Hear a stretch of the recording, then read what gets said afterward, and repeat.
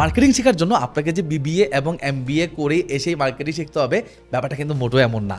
দেখেন একটা বিবিএ এমবিএতে আসলে কী শেখায়, কিছু বই তো পড়ায়। সো এই বইগুলো চাইলে আপনি নিজেই কালেক্ট করে পড়তে পারেন।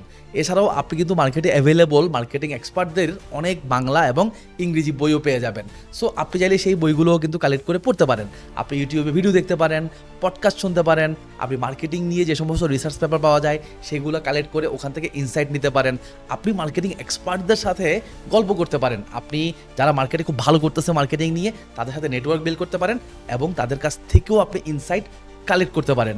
মার্কেটিংয়ে ইন্টারেস্ট রাখে এমন 4-5 জন বন্ধু ম্যানেজ করেন এবং তাদের সাথে একসাথে বসে মাঝে মাঝে আড্ডা দেন এবং বোঝার চেষ্টা করেন কে কি শেয়ার করতেছে। আপনি লিঙ্কডইনে চলে যান, দেশি এবং ইন্টারন্যাশনাল প্রমিনেন্ট যে সমস্ত মার্কেটার আছে তাদেরকে ফলো করেন, তাদের কাছ থেকে শিখেন। প্লাস আপনি রেডিট, কোরা, টুইটার মানে এক্স আর কি, এই সমস্ত প্ল্যাটফর্মগুলোতে গিয়ে মার্কেটিং লিখে সার্চ করেন, দেখেন ওখানে আপনি কি কি ইনসাইট পান। সব কিছু নিয়ে আপনি নিজের মার্কেটিং ভান্ডারটাকে সমৃদ্ধ করেন। আর ফাইনালি আমি আপনাকে সাজেস্ট করবো, এতদিন যা কিছু শিখছেন আপনি মার্কেটিং নিয়ে, এই সব কিছু অ্যাপ্লাই করার জন্য একটা শ্যাডো বিজনেস শুরু করেন।